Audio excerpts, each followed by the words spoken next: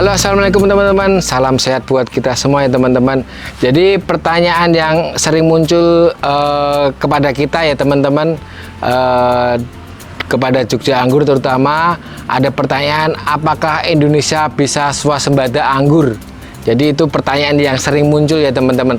Jadi pertanyaan itu mungkin menjawab keraguan dari teman-teman, kenapa sekarang buah anggur itu masih banyak yang impor, terus kita belum bisa jual ke pasar, terus kita belum bisa mengebunkan dengan skala luas. Itu adalah pertanyaan-pertanyaan yang sering muncul ya teman-teman. Nah, dalam video ini saya akan jawab ya teman-teman. Mungkin kedepannya video ini semoga bisa viral, jadi bisa menginspirasi pada teman-teman semua, terutama kepada pemerintahan kita Republik Indonesia, agar suatu saat Indonesia memang bisa swasembada anggur untuk kedepannya. Dan ini kita akan jawab pada video ini. Nah teman-teman, sebelumnya memang ada pepatah tongkat kayu dan batu jadi tanaman ya teman-teman, dan itu pepatah yang benar-benar real ya teman-teman. Terutama kita tinggal di NKRI, di tempat yang subur, tempat yang penuh dengan kesuburan tanahnya, yang apapun yang kita tanam di NKRI itu semua bisa menghasilkan. Nah, tapi pertanyaannya, kenapa kok kita masih impor teman-teman? Jadi kenapa kok kita masih impor, terutama yang saya bahas di sini terutama buah anggur ya teman-teman. Padahal di iklim tropis seperti di Indonesia ini teman-teman bisa dilihat ya. Ini buah-buahnya ini di Yogyakarta ya teman-teman, tepatnya di Jogja Anggur di Kabupaten Bantul. Ini dalam satu pohon ini menghasilkan 20 kg buah anggur minimal ya. Jadi teman-teman bisa dilihat buah-buahnya sebanyak ini. Tapi kok pertanyaannya, kenapa kok kita sampai sejauh ini kita masih impor buah anggur? Nah, itu sebetulnya menjadi PR bagi kita semua ya. Jadi teman-teman terutama mungkin yang ada di kementerian, ada di kampus-kampus yang mungkin penelitian-penelitian tentang hal-hal pertanian, yang hal-hal yang masih dianggap sepele itu belum bisa diangkat ke skala nasional. Itu sebetulnya menjadi PR jadi kita. Jadi sebetulnya ya teman-teman, kita itu masih impor buah anggur, terutama masih dari Selandia Baru, Australia atau Cina, yang sebetulnya di sana itu masih bergantung sama alam. Jadi mereka kan negara subtropis. Jadi dia hanya berbuahnya hanya di musim kemarau aja. Tapi kenapa kok kita malah mengimpor buah anggur yang buahnya sebetulnya kalau kita kembangkan itu malah jauh lebih banyak dari tempat kita di iklim tropis seperti di Indonesia. Jadi setahun ini ibaratnya bisa berbuah 2 kali ya. Jadi hitung-hitungan aja teman-teman. Kalau dalam satu pohon seperti ini menghasilkan kira-kira 20 kg anggur. 20 kg anggur. Jadi misalnya kita jual aja ke pasar per kilonya 50.000. Jadi satu pohon itu bisa menghasilkan 1 juta ya teman-teman. Jadi kalau dalam luasan kebun seperti ini, misalnya luasan kebun yang tidak terlalu besar, itu misalnya 100 pohon, itu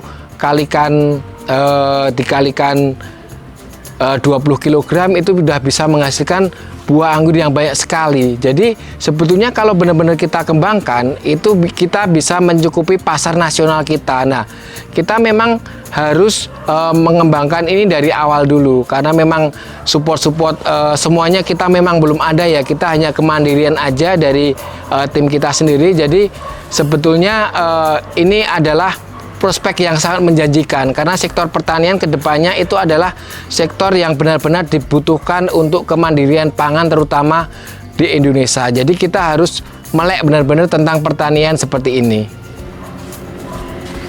Nah teman-teman, seperti itu ya, sedikit cerita aja. Jadi kenapa kok kita masih impor, padahal ini buah-buah seperti ini ya teman-teman bisa kita hasilkan sendiri dari Indonesia teman-teman. Dan ini tanaman seperti ini bisa ditanam dari Sabang sampai Merauke, itu tumbuh semua. Misalnya kita mau tanam di Papua atau di Aceh ataupun di Kalimantan, itu semua bisa tumbuh dan bisa berbuah bagus ya teman-teman seperti ini.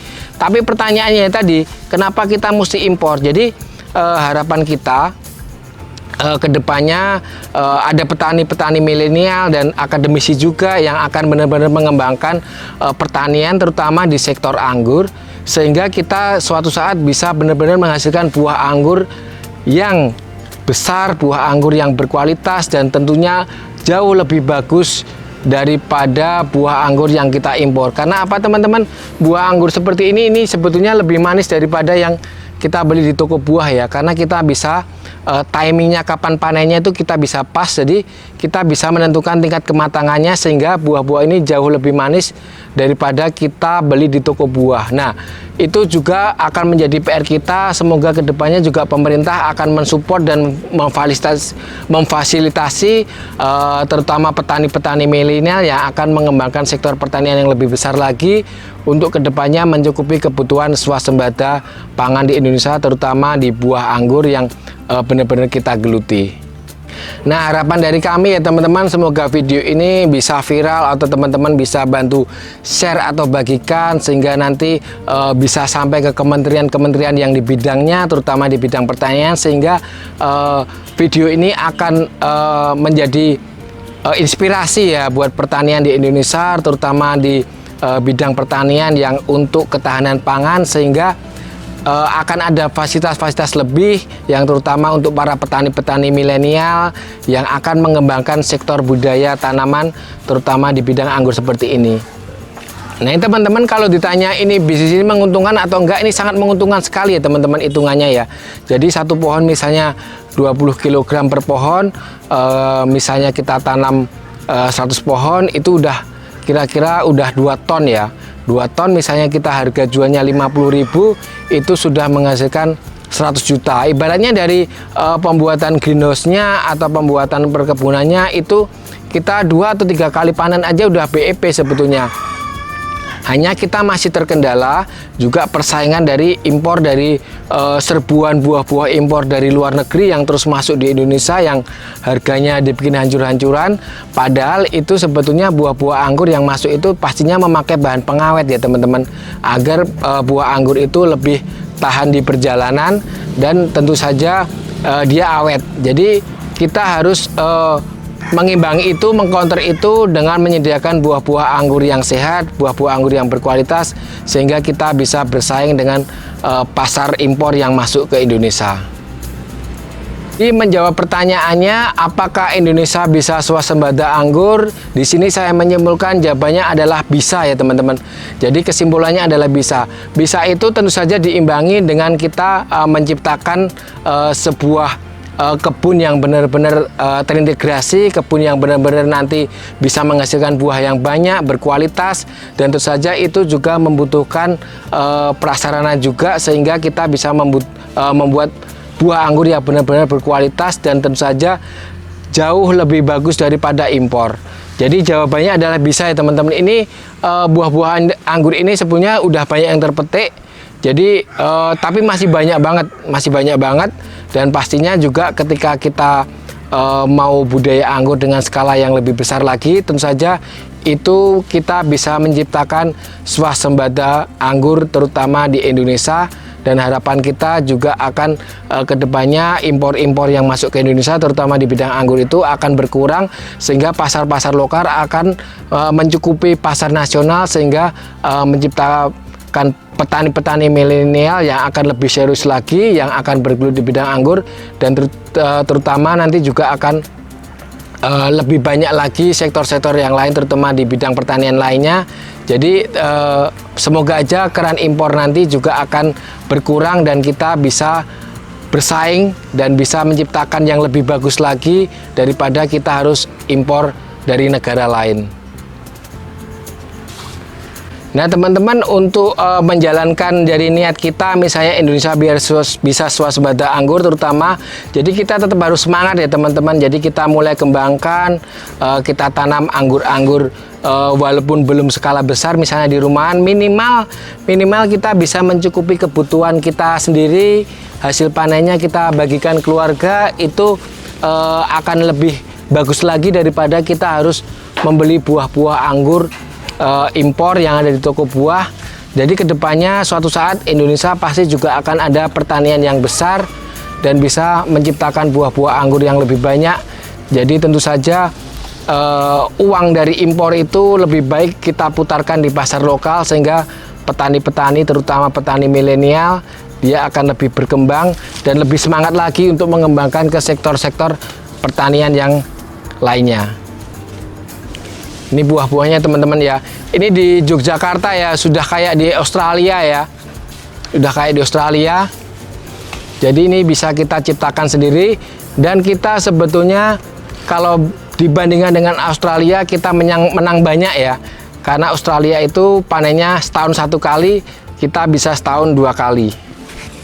Akhir kata teman-teman, sebelumnya terima kasih. Semoga teman-teman bersedia untuk membagikan video ini ya. Jadi bisa makin banyak yang melihat video ini dan akan melek, terutama akan mengetahui juga ya, akan mengetahui bahwa anggur itu sebetulnya kita bisa ciptakan swasembada sendiri dari negeri sendiri, dari pasar lokal, dan pasti akan bisa bersaing dengan pasar impor, dan pasnya buahnya lebih manis, lebih berkualitas, dan pasti juga akan lebih sehat karena dia bebas dari bahan pengawet.